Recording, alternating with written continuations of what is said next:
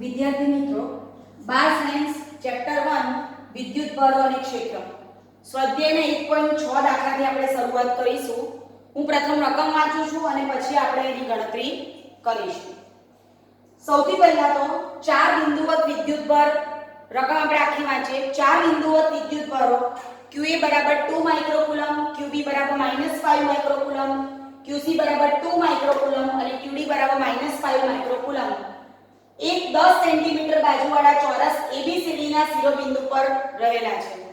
એટલે ચોરસના શિરોબિંદુ ABCD પર અનુક્રમે 2 માઇક્રોકુલમ, -5 માઇક્રોકુલમ, 2 માઇક્રોકુલમ અને -5 માઇક્રોકુલમ વિદ્યુતભારો રહેલા છે. ચોરસના કેન્દ્ર પર મૂકેલા 1 માઇક્રોકુલમ વિદ્યુતભાર પર લાગતું બળ શોધો. હવે આપણે ચોરસના ચાર શિરોબિંદુ જોઈ શકીએ છીએ.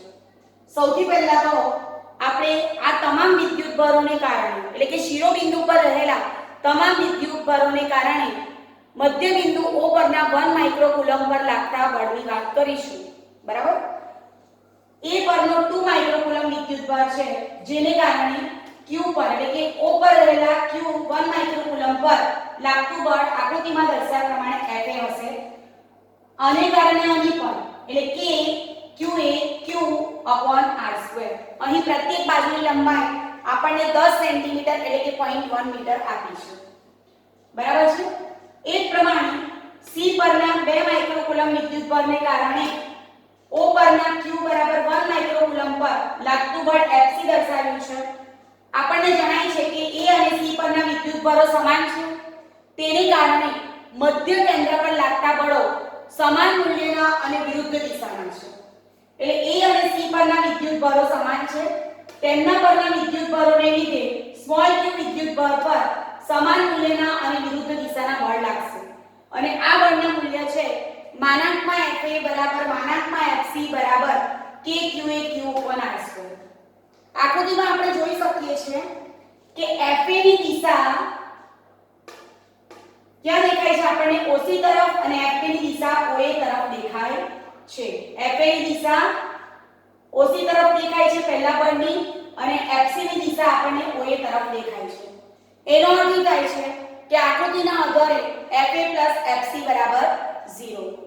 વિદ્યાર્થી મિત્રો આ જ વાક્ય રચનાનું પુનરાવર્તન કરીએ તો B અને D પરના વિદ્યુતભારો સમાન માટે તેમના પરના વિદ્યુતભારને કારણે મધ્ય કેન્દ્ર પરના 1 માઇક્રોકુલમ વિદ્યુતભાર પર લાગતા બળ સમાન મૂલ્યના અને વિરુદ્ધ દિશાના થશે.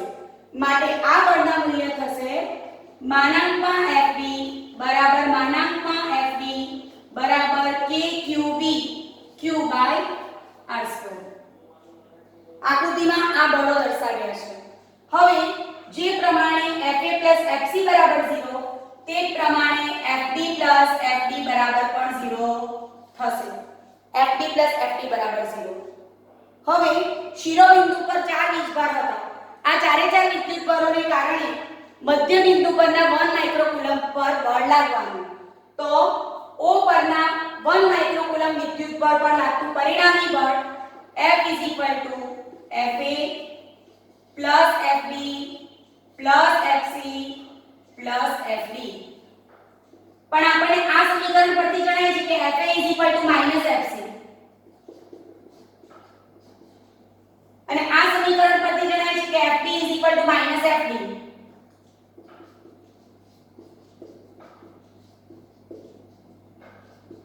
બરાબર 0. એટલે મધ્ય કેન્દ્ર પર લાગતું બળ 0 થઈ ગયું. બરાબર છે? એટલે વિદ્યાર્થી મિત્રો આપણે આકૃતિને ફોલો અપ કરીએ તો દાખલો સરળ છે. Fa Fc Fb Fd. O પર લાગતું પરિણામી બળ F Fa Fd Fd Fd Fc એમાં Fa બરાબર -Fc મૂકો અથવા Fc Fa મૂકો. Fd બરાબર -Fd મૂકો અથવા આપણે Fd બરાબર -Fd મૂકો. કિંમત મૂકશો એટલે તમને સેન્ટર પરનું પરિણામી બળ થઈ જશે 0. હવે જોઈએ 1.7 જેમાં બે મુદ્દા આપેલા છે આપણને.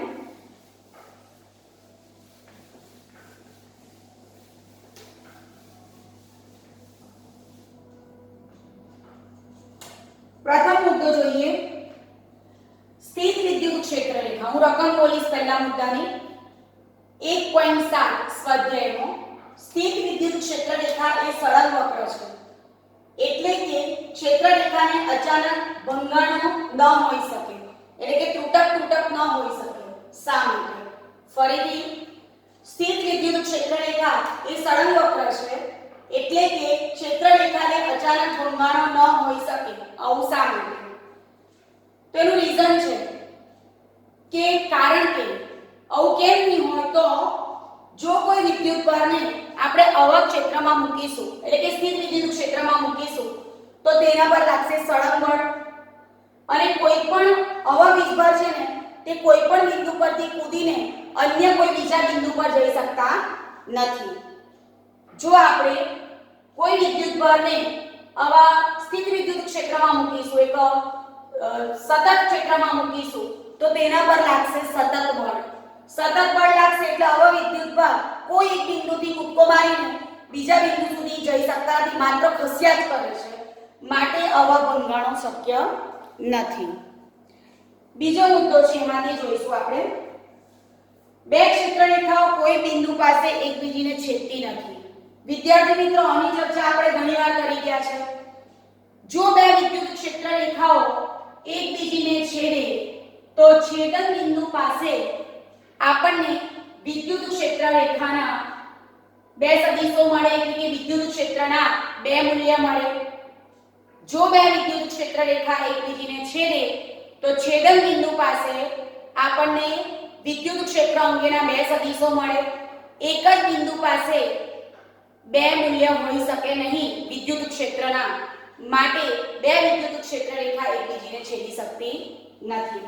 કારણ કે આપણે જાણીએ છીએ કે વિદ્યુત ક્ષેત્ર રેખાના કોઈ પણ બિંદુ પાસે દોરેલો સ્પર્શક તે બિંદુ પાસે વિદ્યુત ક્ષેત્રનું સૂચન કરે છે. જો આ બંને મૂલ્ય છેદશે તો છેદક બિંદુ પાસે બે સ્પર્શક મળવાના. બે સ્પર્શક એટલે બે મૂલ્ય. એક બિંદુ પાસે બે મૂલ્ય તો હોઈ નહીં શકે, માટે એ છેદી શકતી નથી. હવે જોઈશું આપણે સ્વાધ્યાયનો 1.8.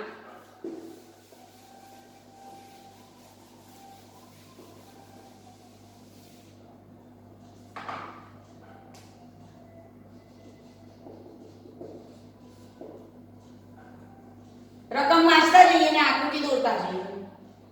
બે બિંદુવત વિદ્યુત ભારો QA બરાબર 3 માઇક્રોકુલમ.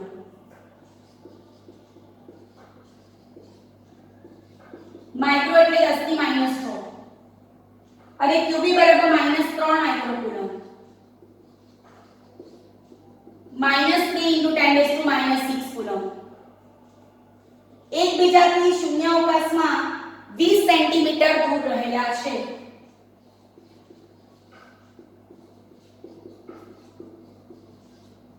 0.2 મીટર બે વિદ્યુત ભારો વચ્ચેનું અંતર આપણે લઈ શકીએ, જેને મેં આ કીધું છે. ફક્ત આટલું જ પહેલા હું દોરીશ.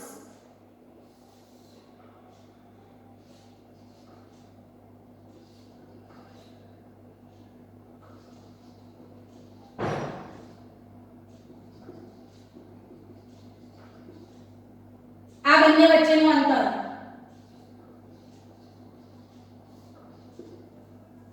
બરાબર. બે વિદ્યુત ભારોને જોડતી રેખાના મધ્ય બિંદુ આગળ, બે વિદ્યુત ભારોને જોડતી રેખાના મધ્ય બિંદુને હું કહું છું મધ્ય બિંદુ છે, એટલે બંને વિદ્યુત ભારો મધ્ય બિંદુથી 0.1 મીટર અંતરે જોવા મળશે. મધ્ય બિંદુ શબ્દ છે માટે મધ્ય બિંદુ આગળ વિદ્યુત ક્ષેત્ર કેટલું, બરાબર. હવે કહે છે શું આપણને, તો A અને B પર આપણને ધન અને ઋણ વીજભાર આપ્યા છે. બંનેના મૂલ્ય તો સરખા જ છે, બરાબર. તો એમ કહે છે કે આ બંને વિદ્યુત ભારને જોડતી રેખાના મધ્ય બિંદુ પાસે ક્ષેત્ર કેટલું. તમે જાણો છો જેટલા વિદ્યુત ભાર હશે એ બધાને કારણે પરિણામી વિદ્યુત ક્ષેત્ર આપણને મળવાનું. તો આપણે એની ગણતરી કરીશું. બીજો પણ મુદ્દો પૂછ્યો છે, પણ આપણે પહેલા મધ્ય બિંદુનું ક્ષેત્ર શોધી કાઢીશું. આકૃતિ પરથી આપણને દેખાય છે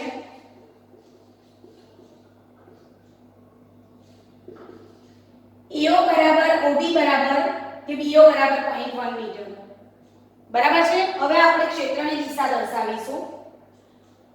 a ને કારણે b પરનું ક્ષેત્ર આમ જોવા જાય તો a અને b પરના વિદ્યુતભારોને કારણે o પર શોધવાનું છે ને તો a ને કારણે o પરનું ક્ષેત્ર જેને હું કહીશ Ea આ ધન વિદ્યુતભારને કારણે આના પરનું ક્ષેત્ર Ea આ ઋણ વિદ્યુતભારને કારણે આના પરનું ક્ષેત્ર સ્વાભાવિક છે ઊંધી દિશામાં થશે ને જો ધ્યાન આપજો આને કારણે આ તો આ તો ઋણ છે ને તો એનું આમ નહીં જશે આમ જ આવશે Eb ફરીથી આ ધન વિદ્યુતભારને કારણે મધ્ય બિંદુ પરનું ક્ષેત્ર Ea છે તો ઋણ વિદ્યુતભારને કારણે ક્ષેત્ર આમનું જશે જો અહીંયા પણ ધન હોતે ને તો એનું ક્ષેત્ર અહીંયા હોતે આ દિશામાં પણ આ ઋણ છે એટલે શું થશે a અને b પરના જે વિદ્યુતભારો છે તેને કારણે મધ્ય બિંદુ પરનું ક્ષેત્ર એક જ દિશાનું થઈ જશે બરાબર એટલે E Ea Eb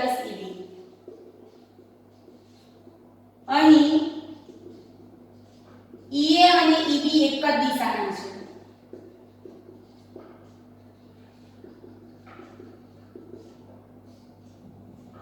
ચાલો હવે આપણે એનો સરવાળો કરીશું પરિણામી ક્ષેત્ર શોધીશું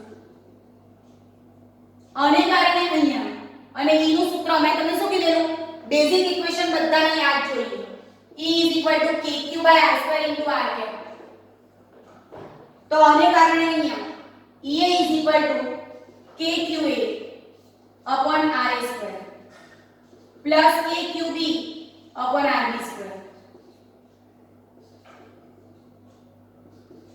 qa ની વેલ્યુ વાંચો આપણે મૂલ્ય લઈશું 3 * 10 ની -6 ra² એટલે 0.12 પ્લસ k 3 * 10 - 6 0.12 એટલે આ ડબલ થઈ ગયું કારણ કે બંને પદ સરખા જ છે 2k * 3 * 10 - 6 ડિવાઇડેડ બાય 0.12 લસાઅ એટલે આપણને E મળી ગયો 2 * k ની વેલ્યુ 9 * 10 ની 9 * 3 * 10 ની -6 છેદમાં 10 ની -2 9 * 27 = 54 10 ની 9 - 3 10 ની 9 - 6 એટલે 3 વત્તા 2 એટલે 5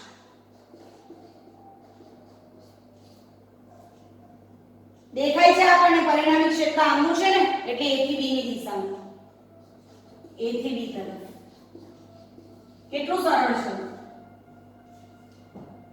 આકૃતિ પરથી જ દેખાય છે કે E = Ea + Eb આને કારણે એટલે kqa/r² આને કારણે એટલે kqb/rb².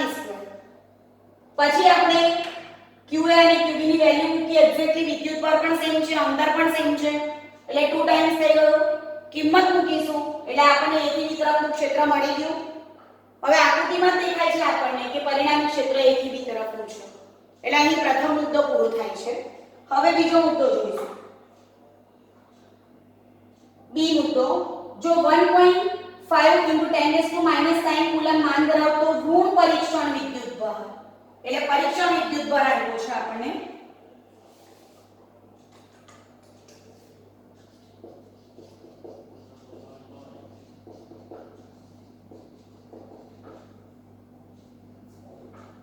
1.5 × 10⁻⁹ કુલમ 10⁻⁹ કુલમ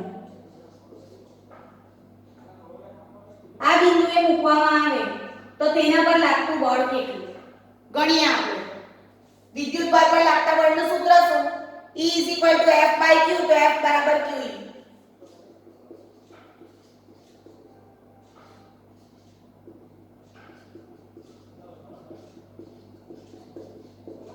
E આપણે શોધી કાઢ્યું છે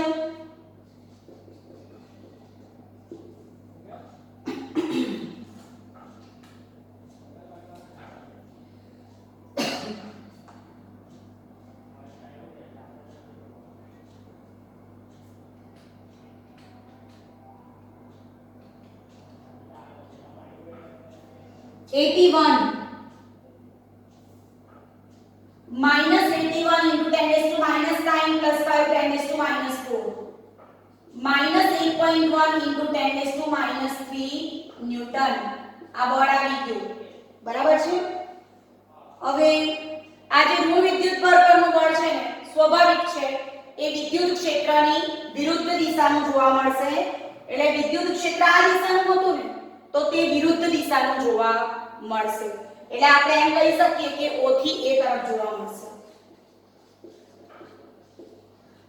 બીજો મુદ્દો ફરી રિપીટ કરીશ જો 1.5 into 10 raised to -9 કુલમ માન ધરાવતો એક ઋણ પરીક્ષણ વિદ્યુત ભાર આ બિંદુએ મૂકવામાં આવે તેના પર લાગતું બળ કેટલું તો F Q0E Q0 મૂક્યું E મૂક્યું બળ મળી ગયું।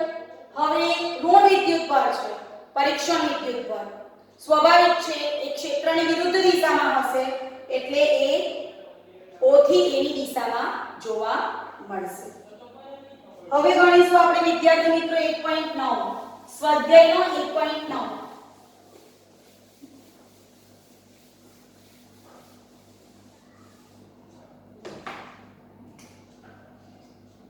સ્વાધ્યાયનો 1.9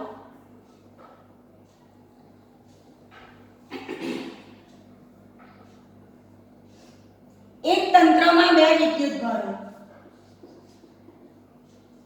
2.5 into 10 raised to -7 કુલમ અને -2.5 into 10 raised to -7 કુલમ અનુક્રમે A 0 -15 સેન્ટીમીટર અને B 0 +15 સેન્ટીમીટર બિંદુઓએ રહેલા છે। તંત્રનો કુલ વિદ્યુત ભાર જેને હું કેપિટલ Q કહું છું અને વિદ્યુત ડાયપોલ ચાર્જ માત્રા એટલે કે વિદ્યુત ડાયપોલ મોમેન્ટ T તમારે શોધવાની છે। હવે એના માટે હું આમ તો આકૃતિની જરૂર નથી પણ આપણે દોરીએ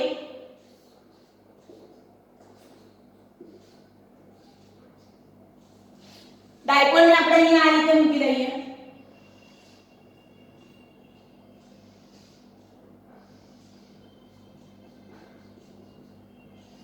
અને હું z' કહીશ એટલે સ્વાભાવિક છે કે આ થઈ ગયું A બિંદુ માઈનસ આપેલું છે ને 0 0 -15 અને આ થઈ ગયો B બિંદુ 0 0 15 આવો છે આપણે જાણીએ છીએ કે આ અંતર A છે અને આ અંતર -A છે બરાબર છે। વિદ્યુત ભારો પણ આપણને આપેલા છે A વિદ્યુત ભાર માટે 2.5 into 10 raised to -7 જેને આપણે નીચે મૂકીશું આ QA ને આ QB બરાબર કારણ કે આ નયામાં છે ને અનયામ આપણે આ જોયા તે B ને B ને A ને A। હવે પ્રથમ પ્રશ્ન પર આપણે ભાર મૂકીશું તંત્રનો કુલ વિદ્યુત ભાર Q is equal to QA plus QB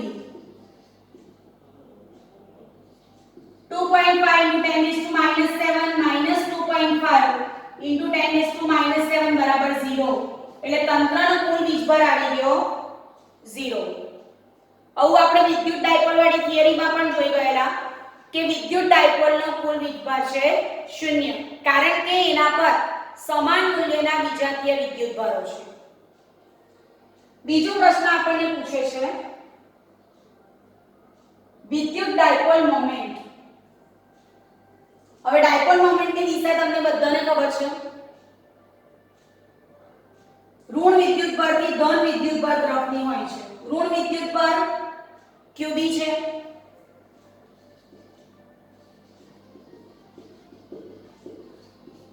negative થી પોઝિટિવ એટલે ડાયપોલ મોમેન્ટની દિશા B થી A તરફની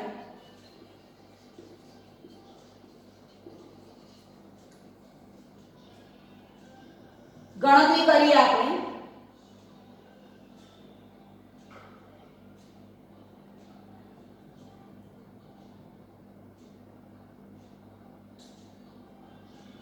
વિદ્યાર્થી મિત્રો, સૌપ્રથમ આપણે 2a ગણી કાઢીએ, કારણ કે તમને બધાને યાદ છે કે વિદ્યુત ડાયપોલ મોમેન્ટ શું છે? તો ડાયપોલ પરના કોઈ પણ એક વિદ્યુતભારનું મૂલ્ય અને બંને વિદ્યુતભાર વચ્ચેના અંતરનો ગુણાકાર. તો સૌપ્રથમ એની ગણતરી હું કરીશ. કુલ વિદ્યુતભાર આવી ગયો. 2a r1 r2. r1 ની કિંમત શું છે?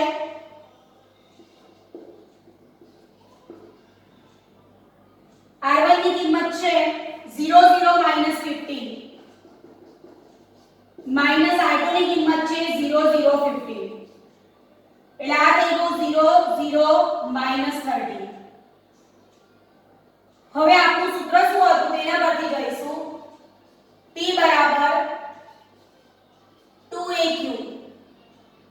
પરિમિત અંતર હતું માનાંકમાં, બરાબર?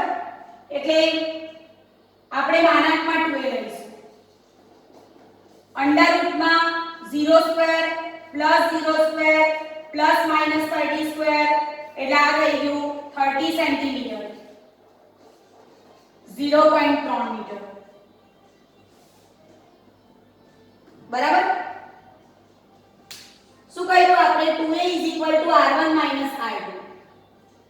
r1 r2 આ r1 છે અને આ r2 છે. 0 0 -15 0 0 15 0 0 -30 એટલે અંડર રૂટમાં -30 સ્ક્વેર એટલે કે આપણને 30 મળી ગયું, જે સેન્ટીમીટરમાં હતું એને આપણે મીટરમાં ફેરવ્યું. હવે આપણે ડાયપોલ મોમેન્ટનું સૂત્ર મૂકીશું.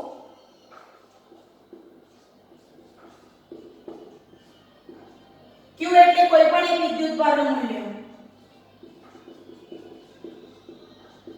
અને 0.3, બરાબર?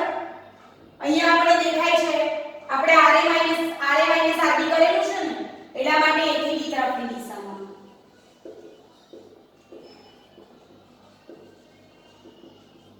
એટલે આ થશે 25 * 75 એટલે 7.5.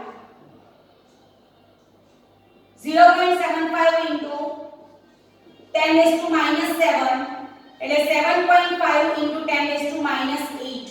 વિદ્યાર્થી મિત્રો એકમ યાદ કરી લઈએ, કુલમ્બ into મીટર, બરાબર? અને આપણે હમણાં જ જોઈ ગયા કે a થી b તરફ છે.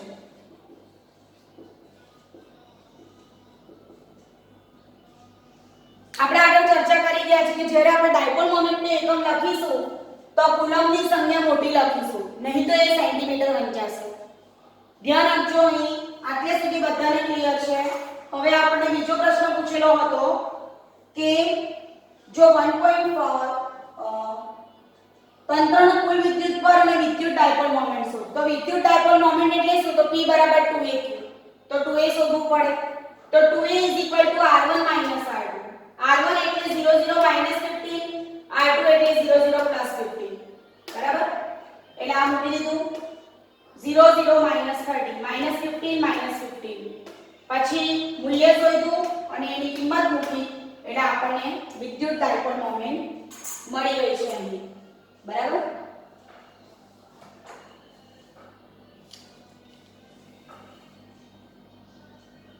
હવે આપણે જોઈશું 1.10.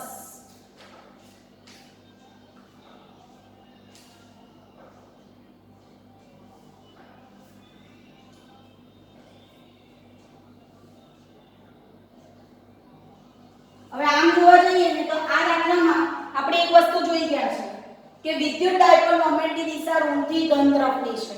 તો તે આપણે લખી શકીશું.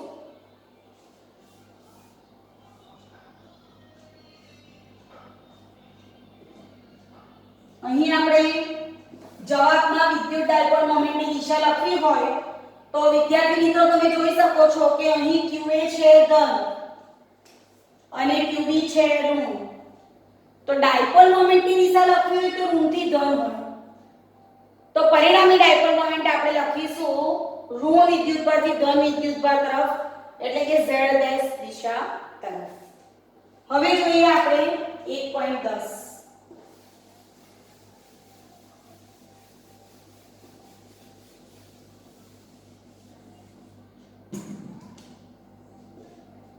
સ્વાધ્યાયનો 1.10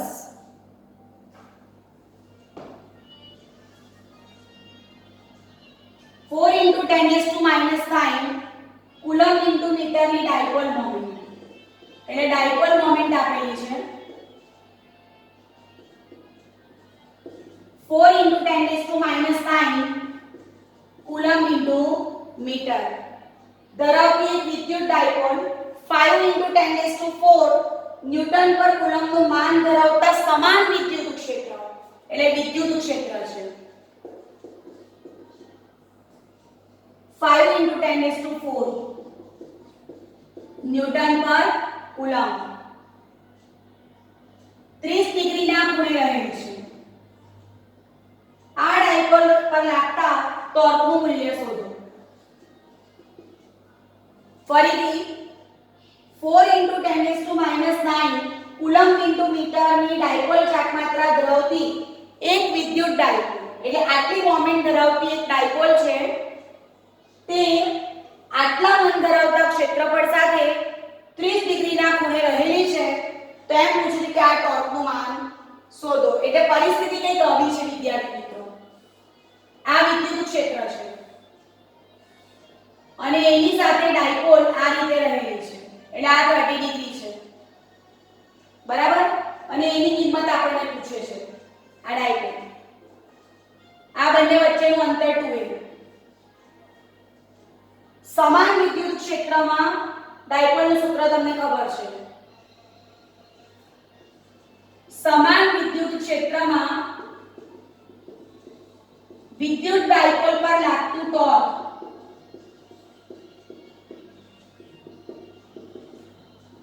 tau is equal to p cross e બરાબર p sin theta p ની કિંમત છે 4 into 10 raised to minus 9 e ની કિંમત છે 5 into 10 raised to 4 અને થીટા ની કિંમત છે sin 30 sin 30 તમને ખબર છે 1/2 આ થયો 5 ચોક 20 આ થયો 1/2 અને આ થયો 10 raised to minus 5 10 into 10 raised to minus 5 એટલે ટોર્ક આપણને મળી ગયું 10 raised to minus 4 જૂલ આપણને ખબર છે કે ટોર્કનો બીજો એકમ છે FD પ્રમાણે ન્યૂટન ઇન્ટુ મીટર તો તે પણ તમે લખી શકશો એકદમ સરળ છે એક માર્ક્સના MCQ ની જગ્યાએ પણ પૂછાઈ શકે હવે ગણીએ 1.11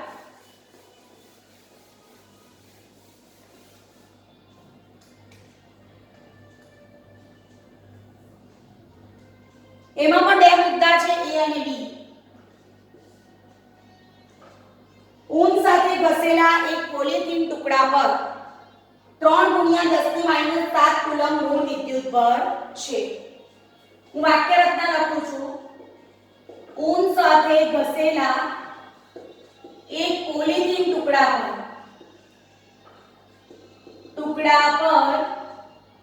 3 × 10⁻⁷ કુલમ ઋણ વિદ્યુત બળ છે સ્થાનાંતરિત થયેલા ઇલેક્ટ્રોનની સંખ્યા શોધો સ્થાનાંતરિત થયેલા ઇલેક્ટ્રોનની સંખ્યા જેની સંખ્યા છે તે આપણે શોધવાની છે તેઓ સાના પરથી સાના પર સ્થાનાંતરિત થાય છે બરાબર અને ઊનથી પોલિથીન પર થયેલ સ્થાનાંતરિત દળ કેટલું બરાબર વાક્ય રચના સમજો બરાબર ઊન સાથે ઘસેલા એક પોલિથીનના ટુકડા પર આટલો ઋણ વિદ્યુત બળ છે એટલે કે ઇલેક્ટ્રોન ચાર્જીસ છે સ્થાનાંતરિત થયેલા ઇલેક્ટ્રોનની સંખ્યા શોધો Q is equal to Ne that implies N is equal to Q by E Q ની કિંમત તમને ખબર છે ઋણ વીજભાર છે એટલે -3 × 10⁻⁷ ઇલેક્ટ્રોનનો ચાર્જ 1.6 × 10⁻⁹ ગણતરી કરીએ આપણે 3 divided by 1.6 એટલે એ થશે 1.875 1.875 into 10⁻⁷ plus 19 એટલે 10⁻12 આટલા ઇલેક્ટ્રોન છે હવે ક્યાંથી ક્યાં જશે સ્વાભાવિક છે કે ઊનથી પોલિથીન પર કારણ કે ઊન સાથે ઘસેલા પોલિથીનના ટુકડા પર આટલો ઋણ વિદ્યુતભાર છે એટલે આટલા ઇલેક્ટ્રોન્સ ઊન પરથી પોલિથીન પર જશે બરાબર. ચાલો બીજું વાંચીએ. ઊનથી પોલિથીન પર તરફ દળનું સ્થાનાંતર કેટલું થાય છે? તો જુઓ પોલિથીનના ટુકડા પર આટલા ઇલેક્ટ્રોન્સ આવે છે. બી મુદ્દો, પોલિથીનના ટુકડા પર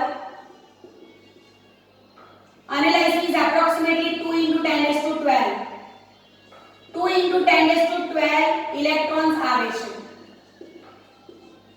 એટલા ઇલેક્ટ્રોન આવે એટલે એટલું દળ વધે ને, એટલા માટે પોલિથીનના દળનો વધારો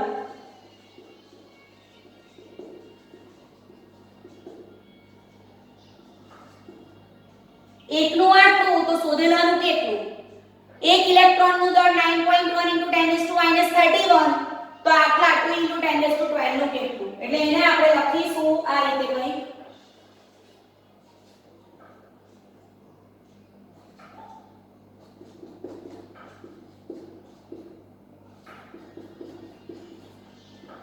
9.1 into 2 અથવા તમે એક્ઝેક્ટલી 1.875 લેવો તો બી ચાલે, કોઈ ફેર નહીં પડશે બહુ.